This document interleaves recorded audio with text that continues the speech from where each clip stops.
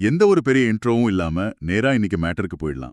UPSC, banking and SSC இந்த மாதிரி competitive எக்ஸாம்ஸ்க்கு prepare பண்றவங்களுக்கு மே 12, 2026க்கான கரண்ட் அஃபேர்ஸ் தான் நம்ம பார்க்க போறோம். ஆமா, இன்னைக்கு நிறைய கிரிட்டிக்கல் டேட்டா பாயிண்ட்ஸ் இருக்கு. எக்ஸாக்ட்லி. ஒரு சின்ன ரிமைண்டர், டெய்லி அப்டேட்ஸ் அண்ட் ப்ரிப்பரேஷன்ஸ்க்கு டிஸ்கிரிப்ஷன்ல இருக்கிற டெலிகிராம் சேனல் லிங்கை கிளிக் பண்ணி ஃபாலோ பண்ணிக்கோங்க. சோ இன்னைக்கு நம்மளோட மிஷன் என்னன்னா, நிறைய இன்ஃபர்மேஷன் நம்ம பார்க்க போறோம். ஆனா அது அப்படியே மனப்பாடம் பண்றதை விட அந்த டேட்டாலாம் எப்படி ஒன்னோட ஒன்னு கனெக்ட் இருக்குதுன்னு புரிஞ்சுக்கிறது தான் நம்ம மெயின் கோல். கரெக்ட். அப்போதான் எக்ஸாம்ல எப்படி ட்விஸ்ட் பண்ணி கேட்டாலும் ஈஸியா ஆன்சர் பண்ண முடியும். ஸோ ஃபர்ஸ்ட் ஒரு ஸ்பிரிச்சுவல் ஈவெண்ட்ல ஆரம்பிக்கலாம். ஓகே, கர்நாடகாலையா? ஆமா, பெங்களூருல தி ஆர்ட் ஆஃப் லிவிங் அமைப்போட 45th ஆனிவர்சரி, அப்புறம் குருதேவ் ஸ்ரீ ஸ்ரீ ரவிசங்கர் அவங்களோட 70th பர்த்டே செலிப்ரேட் பண்ணிருக்காங்க. அங்கே தியான் மந்திர் ஒன்ன இனாகிரேட் பண்ணிருக்காங்க. நைஸ். ஸ்பிரிச்சுவல் ஈவெண்ட்ஸ் ஒரு பக்கம் இருக்கட்டும், ஆனா உள்கட்டமைப்புல, அதாவது இன்ஃப்ராஸ்ட்ரக்சர்ல ஒரு மாஸ் டெவலப்மெண்ட் நடந்திருக்கு. தெலுங்கானா இன்ஃப்ராஸ்ட்ரக்சரை பொறுத்த வரைக்கும் ஒரு 9400 crore மதிப்பிலான ப்ராஜெக்ட்ஸ் லான்ச் பண்ணிருக்காங்க. Wow, 9400 crore! அவ்வளோ பெரிய அமௌண்ட்ல என்னென்ன பண்றாங்க? முக்கியமா ஃபர்ஸ்ட் ஃபங்க்ஷனல் PMMITR பார்க் வரங்கல்ல வந்திருக்கு. அப்புறம் 4 லைனிங் ஆஃப் NH 167 இதுக்கே 3175+ crore ஒதுக்கியிருக்காங்க. ஓஹோ, ஹைவே ப்ராஜெக்ட். ஆமா, அது மட்டும் இல்லாம Zaheerabad industrial area and IOCL's Malkapur terminal and Sindhu hospital இதெல்லாமும் வந்திருக்கு. ரைட். இப்போ இந்த 9400 crore தெலங்கானா இன்ஃப்ராஸ்ட்ரக்சர் ப்ராஜெக்ட்ஸும் அடுத்து நம்ம பார்க்க போற டெல்லி மெட்ரோ அப்டேட்டும் எப்படி ஒரு காமன் மேனோட லைஃபை மாத்துதுன்னு பாருங்களேன். டெல்லி மெட்ரோல என்ன அப்டேட்? அதாவது டிரான்சிட் அலியன்ஸ் ஒன்று நடந்திருக்கு. Delhi metro and Airtel payments bank 2 பேரும் சேர்ந்து RuPay on the go NCMC launch பண்ணிருக்காங்க. ஓ, அந்த ஒன் நேஷன் ஒன் கார்டு ஸ்கீம்ல வருமா? எக்ஸாக்ட்லி. இப்போ யோசிச்சு பாருங்க, ஒரு பக்கம் பெரிய இண்டஸ்ட்ரியல் பார்க், 4 லேன் ஹைவேன்னு பிசிக்கல் இன்ஃப்ராஸ்ட்ரக்சர் வருது.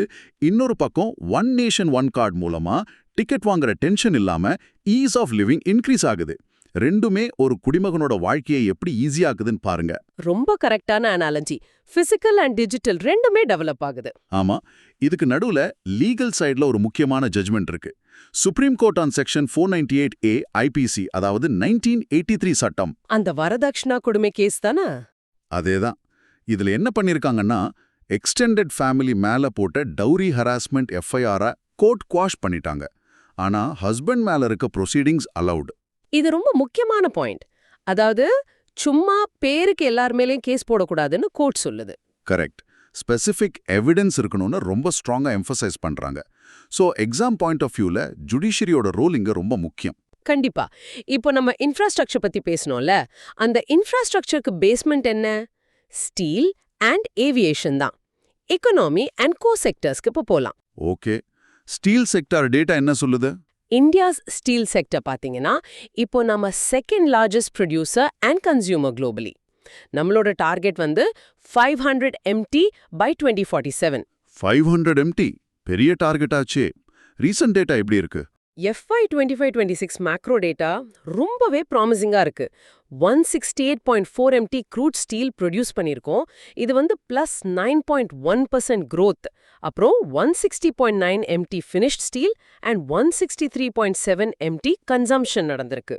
எக்ஸ்போர்ட்ஸ் நிலைமை என்ன? எக்ஸ்போர்ட்ஸ் சூப்பரா +35.80% ஏறி இருக்கு. அதே சமயம் இம்போர்ட்ஸ் -46.47% குறைஞ்சிருக்கு. நம்மளோட டாப் டெஸ்டினேஷன்ஸ் வியட்நாம், பெல்ஜியம், அப்புறம் டைவான்.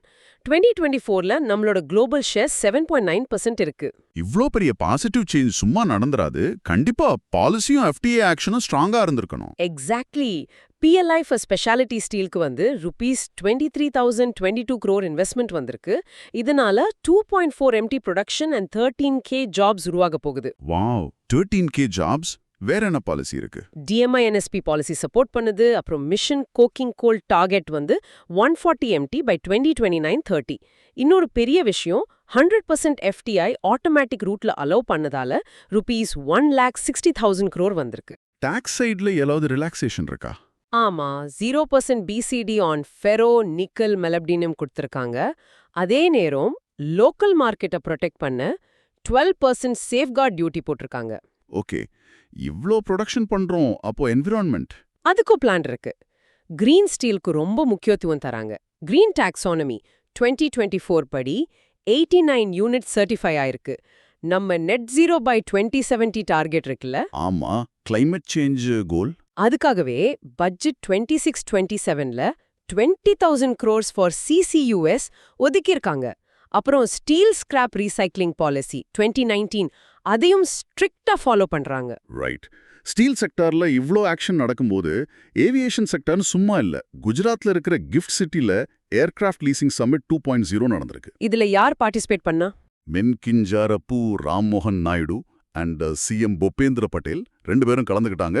மார்க்கெட் growth பாருங்களேன், 1100 fleet by 2025 டார்கெட் வச்சிருக்காங்க. அப்புறம் 2250 by 2035. இப்போதைக்கு ஆர்டர்ஸ் எவ்ளோ இருக்கு? கரண்ட் ஆர்டர்ஸ் மட்டுமே 1640 இருக்கு. இதுக்காகவே protection of interest in aircraft objects act 2025 கொண்டு வந்திருக்காங்க. ஏர் இண்டியா, இண்டிகோ, அகாசா, அப்புறம் ஸ்டார் ஏர் எல்லாமே செம்ம அக்ரெசிவா எக்ஸ்பாண்ட் பண்றாங்க. இவ்ளோ நடக்கும்போது கண்டிப்பா ஜிடிபில அது ரிஃப்ளெக்ட் ஆகும். SBI EcoRap GDP projections பாத்தீங்கன்னா Q4 FY26ல 7.2% and full FY26ல 7.5% real GDP project பண்ணிருக்காங்க. நாமினல் வந்து 12.2%. அப்புறம் FY27க்கு 6.6%. ஒரு நிமிஷம், இதெல்லாம் ஓகே. ஆனா பேங்க் கிரெடிட் பாத்தீங்கன்னா 16.1% ஏறி இருக்கு. அதாவது ₹29.5 trillion. இப்போ என் கேள்வி என்னன்னா, ஒரு பக்கம் ஸ்டீல்ல பிரம்மாண்ட எண்கள், இன்னொரு பக்கம் ஏவியேஷன்ல 1640 ஆர்டர்ஸ். இது எப்படி SBI கணித்துள்ள 7.5% ரியல் ஜிடிபியை சாத்தியமாக்குகிறது? எப்படி இது கனெக்ட் ஆகுது? ரொம்ப சிம்பிள். பிசினஸ் எக்ஸ்பேண்ட் ஆகும்போது என்ன ஆகும்? பேங்க்ல போய் லோன் வாங்குவாங்க. அதுதான் பேங்க் கிரெடிட் 16.1% ஏறி இருக்கு. இந்த பணம் மார்க்கெட்டுக்கு வரும்போதே இன்ஃப்ராஸ்ட்ரக்சர் பில்ட் ஆகும், வேலை வாய்ப்பு வரும், பீப்புள் கிட்ட பணம் புழங்கும். ஆட்டோமேட்டிக்கா 7.5% ரியல் ஜிடிபி ரீச் ஆகிடும். Super analogy. ஆனா இவ்ளோ பணம் பேங்க்ல இருந்து மார்க்கெட்டுக்கு போகுதே, இதை கண்ட்ரோல் பண்ண பேங்கிங் கவர்னன்ஸ் ஸ்ட்ராங்கா இருக்கணுமே. கண்டிப்பா. அதுதான் Basel III ரிஃபார்ம்ஸ் எல்லாம் கொண்டு வராங்க. ஃபர்ஸ்ட் இன்டர்நேஷனல் லெவல்ல பாப்போம். RBI and ECB MOU sign பண்ணிருக்காங்க.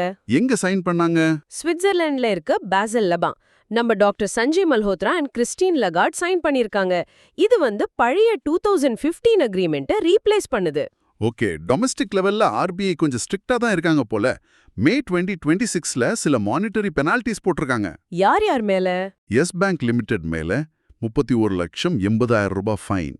ஏன்னா அவங்க BR Act 1949 படி CKYCR-ஐ சரியா யூஸ் பண்ணல. ஓ, CKYCR மிஸ் பண்ணிட்டாங்களா? வேற எந்த பேங்க்? ஹிமாச்சல் பிரதேஷ் கிராமின் பேங்க் மேல 5 lakh rupees ஃபைன். அவங்க DAF ஃபண்ட் டிரான்ஸ்ஃபர் பண்ணல.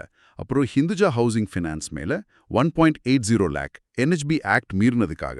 ரைட். இப்போ கரன்சி மார்க்கெட் சைடுல ஆஃப்ஷோர் ருபி டெரிவேட்டிவ்ஸ்க்காக CCIL வந்து எக்ஸாம்ஷன் அண்டர் $1 million அனௌன்ஸ் பண்ணிருக்காங்க. இதுக்கு டைம்லைன் பாத்தீங்கன்னா 70% by July 2027 and 100% by July 2028. இதெல்லாம் உள்ள எக்ஸாம்க்கு ரொம்ப முக்கியமான ஒன்று இருக்கு. Basel III capital charge for credit risk, அதாவது ஸ்டாண்டர்டைஸ்ட் அப்ரோச். இது எப்போ எஃபெக்டிவ் ஆகுதுன்னா April 1, 2027. இதுல நிறைய ரிஸ்க் வெயிட்ஸ், அதாவது RW சேஞ்சஸ் இருக்கு. ஆமா, நிறைய இருக்கு. ரீட்டைல் போர்ட்ஃபோலியோஸ்க்கு 75% RW அண்ட் பாரோவர் கேப் வந்து 10 crore ஆக்கியிருக்காங்க. அப்போ அன்செக்யூர்ட் கிரெடிட்க்கு எவ்வளோ? அதுக்கு கொஞ்சம் அதிகம், 125% RW. MSMEஸ்க்கு பாத்தீங்கன்னா 75%, 85% RW கொடுத்துருக்காங்க. ரியல் எஸ்டேட்க்கு? ரியல் எஸ்டேட்ல ரெசிடென்ஷியல் 100% RW, ஆனா கமர்ஷியல் வந்து 150% RW. Housing loans LTV base பாத்தீங்கன்னா up to 2 houses 20%, 40% RW. Third ஹவுஸ்க்கு 30%, 60% RW. டிலேட் ப்ராஜெக்ட்ஸ்னா 150% RW. கடைசியா கார்ப்பரேட் அண்ட் பேங்க் எக்ஸ்போஜர்ஸ்க்கு 150% RW. ஒரு நிமிஷம், நான் ஒரு ஸ்ட்ராங்கான கொஸ்டின் கேட்குறேன். பேங்க் கிரெடிட் 16.1% வளரும் இந்த நேரத்துல பாசல் 3 கொண்டு வரும் கடுமையான ரிஸ்க் வெயிட்ஸ் அந்த வளர்ச்சியை தடுத்து நிறுத்துமா? ஏன்னா இவ்ளோ பெர்சன்டேஜ் ரிசர்வ் வைக்கணும்னா பேங்க்ஸ் எப்படி ஃப்ரீயா லோன் கொடுப்பாங்க? இது வந்து பார்க்கறதுக்கு growth-அ தடுக்கிற மாதிரி தெரியும். ஆனா ஆக்சுவலா இது ஒரு சேஃப்டி பெல்ட் மாதிரி. ஒரு வண்டி வேகமா போகும்போது பிரேக் சிஸ்டம் ஸ்ட்ராங்கா இருக்கணும்ல, அப்பதான் ஆக்சிடென்ட் ஆகாம ஸ்பீடா போக முடியும். கமர்ஷியல் ரியல் எஸ்டேட்க்கு 150% RBW போடுறாங்கன்னா அந்த இடத்துல ரிஸ்க் அதிகம்னு அர்த்தம். ஸோ பேங்க்ஸ் கொலாப்ஸ் ஆகாம இருக்கு இது ரொம்பவே ஹெல்ப் பண்ணும். எக்ஸாக்ட்லி. பேங்க் சேஃபா இருந்தாதான் லாங் டேர்ம் எக்கனாமிக் growth சாத்தியம். இப்ப எக்கனாமிலிருந்து பாலிடிக்ஸ்க்கு போவோம். நேஷனல் பாலிடிக்ஸ் அண்ட் லீடர்ஷிப் டிரான்சிஷன்ஸ்ல நிறைய changes. West Bengal election results வந்துருச்சுல? ஆமா, வெஸ்ட் பெங்கால் லீடர்ஷிப் டிரான்சிஷன்ல சுபேந்து அதிகாரி 9th சிஎம்மா பொறுப்பேற்றுள்ளார். இதுல ஹைலைட் என்னன்னா, he is the first BJP CM there. Election stats எப்படி இருக்கு? BJP won 207 seats and TMC 80 seats. அவர் நந்திகிரான்ல 3rd டைம் ஜெயிச்சிருக்கார். அவரோட கேபினெட் ஆஃப் 5 members வச்சு ஆட்சி அமைஞ்சிருக்கு. இங்க சவுத்ல தமிழ்நாடுலயும் ஒரு பெரிய leadership transition. Tamil Nadu leadership transition பாத்தீங்கன்னா சி ஜோசப் விஜய் 13th சிஎம்மா பதவியேற்றிருக்காரு. ஓ, டிவிக்கே ஃபவுண்டர் ஆச்சு அவரு. ஆமா, சரிதான். He succeeded MK Stalin and Udhayanidhi Stalin வந்து 19th லோப்பா இருக்காரு. இதுல ஆஸ்பிரண்ட்ஸ் நோட் பண்ண வேண்டிய விஷயம், புது சிஎம்மோட ஃபர்ஸ்ட் 3 பாலிசி சிக்னேச்சர்ஸ். என்னென்ன பாலிசிஸ் அது? ஃபர்ஸ்ட் ஒன் வந்து 200 units free electricity. Second, Singappen special task force, இது விமன் சேஃப்டிக்காக. தேர்ட் வந்து ஆன்டி நார்காட்டிக் டாஸ்க் ஃபோர்ஸ், அதாவது ANTF. இந்த இடத்துல எக்ஸாம் ஆஸ்பிரன்ஸ்க்கு ஒரு பாயிண்ட். பொலிட்டிக்கல் சேஞ்சஸ் என்பது வெறும் ஆட்சி மாற்றம் மட்டுமல்ல. TN மற்றும் WB உதாரணங்களை வச்சு பார்க்கும்போது எப்படி புது பாலிசி சிக்னேச்சர்களை உருவாக்குதுன்னு நீங்க நியூட்ரலா அனலைஸ் பண்ணணும். யாருக்கு சப்போர்ட் யாருக்கு ஆப்போசிட்னு பார்க்காம பாலிசி வைஸ் இது என்ன இம்பாக்ட் கொடுக்கும்னு மட்டும் பாருங்க. 100% கரெக்ட். பொலிட்டிக்கல் நியூட்ரலிட்டி ரொம்ப முக்கியம். இப்போ அப்பாயின்மெண்ட் சைட் போலாம். எக்ஸிகியூட்டிவ் லெவல்ல ஸ்டீல் CMT-யா அசோக் குமார் பாண்டா வந்திருக்காரு. இவரோட டார்கெட் வந்து 35 MTPA. இன்டர்நேஷனல் லெவல்ல ஏதாவது அப்பாயின்மெண்ட் இருக்கா? ஆமா, கோஸ்டாரிக்கா பிரசிடென்ட்டா Laura Virginia Fernandez Delgado appoint ஆயிருக்காங்க. ஓகே, இப்போ மிலிட்ரி லீடர்ஷிப்ல ஒரு பெரிய நியூஸ் இருக்கு. நம்ம புது சீஃப் ஆஃப் டிஃபென்ஸ் ஸ்டாஃப், அதாவது CDS யாருன்னா LTGN NS ராஜசுப்ரமணியன் ரிட்டையர்டு. இது ஒரு பக்கம் இருக்கட்டும். அப்படியே கிரவுண்ட் லெவலுக்கு போவோம். நேஷனல் பஞ்சாயத் அவார்ட்ஸ் 2025 அனௌன்ஸ் பண்ணியிருக்காங்க. இதுல ஸ்கேல் 42 பஞ்சாயத்ஸ் விருது வாங்கியிருக்காங்க. டாப் ஸ்டேட்ஸ் எதுன்னு தெரிஞ்சுக்கலாமா? கர்நாடகா, ஒடிஷா, அப்புறம் AP தான் டாப் ஸ்டேட்ஸ். இதுல DDU SVP கேட்டகரியில 34 GPஸ்க்கு அவார்ட் கிடைச்சிருக்கு. NDSP SVP கேட்டகரி எப்படி? NDSPVP-ல பஞ்சாயத்ஸ் வாங்கியிருக்காங்க. இதுல டாப் வந்து நியூ நப்பாம் காவ் அசாம், இவங்களுக்கு 1.5 crores பரிசு. செகண்ட் டெல்கப் பெஹார் 1.25 crores. தேர்ட் வந்து பெராகுரு UP 1 crore. இப்போ உங்கள்ட்ட ஒரு கொஸ்டின். ஒரு பக்கம் CDS போன்ற உச்சபட்ச ராணுவ பதவி, மறுபக்கம் நியூ நாப்பாம் கவும் போன்ற கிராம பஞ்சாயத்துகள். காம்படிட்டிவ் எக்ஸாம்ஸ்ல ஏன் இந்த இரு முனைகளும் முக்கியம்? ரொம்ப வேலிடான கேள்வி. ஏன்னா ஒரு நாடுங்கிறது மேக்ரோ லெவல் டிஃபென்ஸ்ல இருந்து மைக்ரோ லெவல் வில்லேஜ் அட்மினிஸ்ட்ரேஷன் வரைக்கும் கனெக்டா இருக்கு. ரெண்ட பத்தியும் ஒரு சிவில் சர்வெண்ட்டுக்கு தெரிஞ்சிருக்கணும். சூப்பர். நீங்க டிஃபென்ஸ்னு சொன்னதும் ஞாபகம் வருது. டிஃபென்ஸ், செக்யூரிட்டி அண்ட் ஈகோசிஸ்டம்ஸ்ல நிறைய அப்டேட்ஸ். ஹார்ட்வேர் செக்மெண்ட்ல ICGS அச்சால் கமிஷன்ட் ஆயிருக்கு. இது எந்த கிளாஸ் வெசல்? இது 5th அடாமியா கிளாஸ் FPV. GSL வந்து 473 crore இதை பில்ட் பண்ணிருக்காங்க. இன்னொரு பெருமையான விஷயம் என்னன்னா, இது 50% இண்டிஜினஸ். வாவ். அப்புறம் DRDO சைடுல ஏதோ டெஸ்ட் பண்ணாங்களே? ஆமா, DRDO ஸ்கிராம் ஜெட் டெஸ்ட் சக்சஸ்ஃபுல்லா முடிஞ்சிருக்கு. இதோட ரன் டைம் வந்து 1200 செகண்ட்ஸ். அதை விட பெரிய நியூஸ், அக்னி MRV டெஸ்ட். இதோட ஸ்பீடு பாத்தீங்கன்னா speed nearing Mach 24. 1 second, Mach 24ஆ? ஆமா, அக்னி MRV ஏவுகணையின் மேட்ச் 24 வேகம் என்பது எவ்வளவு பிரம்மாண்டமானது யோசிச்சு பாருங்க. ஒலியோட வேகத்தை விட 24 மடங்கு. ஒரு செகண்டுக்கு பல கிலோமீட்டர் போகும். சயின்ஸ் அண்ட் டிஃபென்ஸ் செய்யும்போது நம்ம கண்ட்ரி எவ்வளவு ஸ்ட்ராங் ஆகுது பாருங்க. அமேசிங். டிப்ளமசி சைட்ல பாத்தீங்கன்னா 10th India Australia defence policy talks வந்து நியூ டெல்லியில நடந்திருக்கு. சயின்ஸ்ல சாதி ஃபெசிலிட்டி ஒன்னு BHO வாரணாசியில செட்டப் பண்ணிருக்காங்க. அதுக்கு பட்ஜெட் Rs72 crore. அப்புறம் global space standards meeting new டெல்லியில நடந்திருக்கு. ISOTC 20SC14 கீழ 131 டெலிகேட்ஸ் கலந்துக்கிட்டாங்க. ஈகோசிஸ்டம்க்கு என்ன பண்ணிருக்காங்க? Swachh Sagar Surakshit Sagar campaign September 12 to 19th நடக்க போகுது. சாகர் ஆப் வழியா ட்ராக் பண்ணி ஆல்ரெடி 150 டன்ஸ் குப்பைய ரிமூவ் பண்ணிருக்காங்க. கிரேட். அப்புறம் CSIR ஸ்டார்ட் அப்ஸை பொறுத்த வரைக்கும் பர்பிள் ரெவல்யூஷன் கீழே லாவெண்டர் ஃபெஸ்டிவல் நடக்குது. JKED MOU சைன் ஆயிருக்கு. ஸ்போர்ட்ஸ் ஈகோசிஸ்டம்ல ஃபுட்பால் MOU வந்து AIF அண்ட் ஒடிஷா நடுல நடந்திருக்கு. அப்படியே சயின்டிஃபிக் டிப்ளமசி அண்ட் ஸ்போர்ட்ஸ்க்கு போயிடலாம். அஸ்ட்ரானமில இந்தியா சவுத் ஆப்பிரிக்கா சேர்ந்து ஒரு பெரிய விஷயம் பண்ணிருக்காங்க. IUKA பேனர் வந்து SAO சால்ட் டெலஸ்கோப்ல டிஸ்ப்ளே பண்ணிருக்காங்க. சூப்பர். ஸ்போர்ட்ஸ்ல என்ன highlight? Shanghai archery world cup stage 2ல நம்ம விமென்ஸ் ரீகர்வ் டீம் கோல்ட் அடிச்சிருக்காங்க. டீம்ல தீபிகா குமாரி, அங்கிதா பகத் அண்ட் கும்கும் மொஹோதி இருந்தாங்க. மென்ஸ் டீம்ல மென்ஸ் இந்தியா காம்பவுண்ட்ல சாஹில் ஜாதவ் பிரான்ஸ் வாங்கியிருக்கார். அப்புறம் ஹிஸ்டாரிக் செஸ் ரெக்கார்ட் ஒன்று பிரேக் ஆயிருக்கு. அர்ஜென்டினாவோட Faustino Oro second youngest GM at 12 years 6 months 26 days அப்படின்ற ரெக்கார்ட் பண்ணிருக்காரு. அப்போ யங்கஸ்ட் யாரு? யங்கஸ்ட் ரிமெயின்ஸ் அபிமன்யு மிஸ்ரா தான். 12 years 4 months 25 days. இப்போ எக்ஸாம் ஆஸ்பிரன்ஸ் கொஞ்சம் யோசிச்சு பாருங்க. ஃபாஸ்டினோ ஓரோ மற்றும் அபிமன்யு மிஸ்ரா 2 பேரும் 12 வயசுலயே அவங்களோட ஃபீல்ட்ல எவ்வளோ பெரிய ஃபோக்கஸ் வச்சிருக்காங்க. அதே ஃபோக்கஸ் அண்ட் விடாமுயற்சி உங்களோட ப்ரிப்பரேஷன்ல இருந்தா எக்ஸாம் கிளியர் பண்றது ரொம்ப ஈஸி. ரொம்ப கரெக்டான motivation.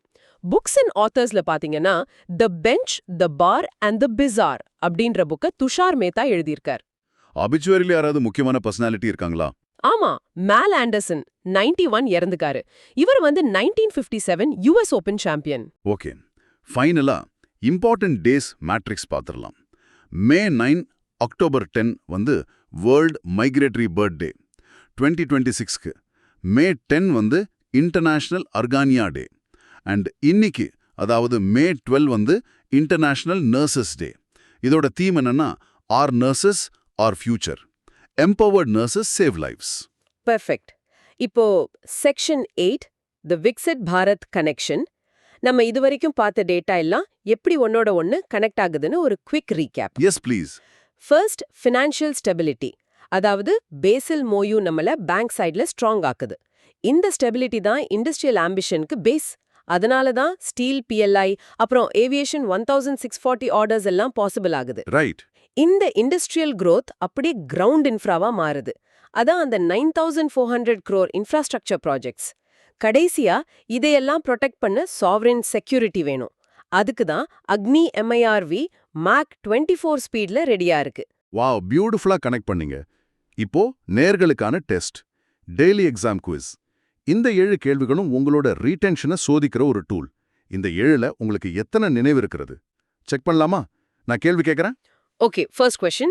Which bank was penalized 31.80 lakhs for failing to use CKYCR? ஞாபகம் வருதா? இதோட answer yes bank limited. Second question. Under Basel III SA framework, what is the RW for eligible unrated MSMEs and borrower cap? இது கொஞ்சம் technical. Answer 75% RW, cap raised to ₹10 crore. Third question கேளுங்க. Top ranked Grand Panchayat under NDPSVP 2025. Answer. New Napam Gaon in Assam. Nalavathu question. New CMD of SAIL, 35 MPT target. Simple. Answer. Ashok Kumar Panda. அஞ்சாவது கேள்வி. Who holds record for youngest chess GM? Confuse ஆயிடாதீங்க. Answer. Abhimanyu Mishra. ஆறாவது. Special Task Force for Women's Safety in TN. Answer. Singapore Special Task Force. And last question. Institute's banner handed over for display at SAAO SALT Telescope. இது சயின்ஸ்ல பார்த்தோம். Answer IUCAA. அவ்வளோதான். 7க்கு எவ்வளோ score பண்ணீங்கன்னு கமெண்ட்ஸ்ல சொல்லுங்க அல்லது உங்களுக்குள்ளேயே அனலைஸ் பண்ணுங்க. எக்ஸாக்ட்லி. ஒரு ஃபைனல் தாட் சொல்லணும்னா, இன்று விவாதிக்கப்பட்ட பாசில் 3, அக்னி மிர்வ் மற்றும் பஞ்சாயத் அவார்ட்ஸ் இது எல்லாமே வெவ்வேறு ஃபீல்ட் மாதிரி தெரியும். ஆனா இது எல்லாம் ஒன்றோடு ஒன்று இணைந்து எப்படி இந்தியாவின் வளர்ச்சியாக, அதாவது விக்சிட் பாரதா மாறுதுன்னு சிந்திச்சு பாருங்க. இந்த ஹோலிஸ்டிக் அப்ரோச் தான் எக்ஸாம்ல உங்களை யூனிக்கா காட்டும். Super thought. இதோட இன்னைக்கு டீப் டைவை நம்ம முடிச்சுக்கலாம். மறக்காம டிஸ்கிரிப்ஷன்ல இருக்கிற டெலிகிராம் சேனல்ல ஜாயின் பண்ணுங்க for more updates. Keep learning.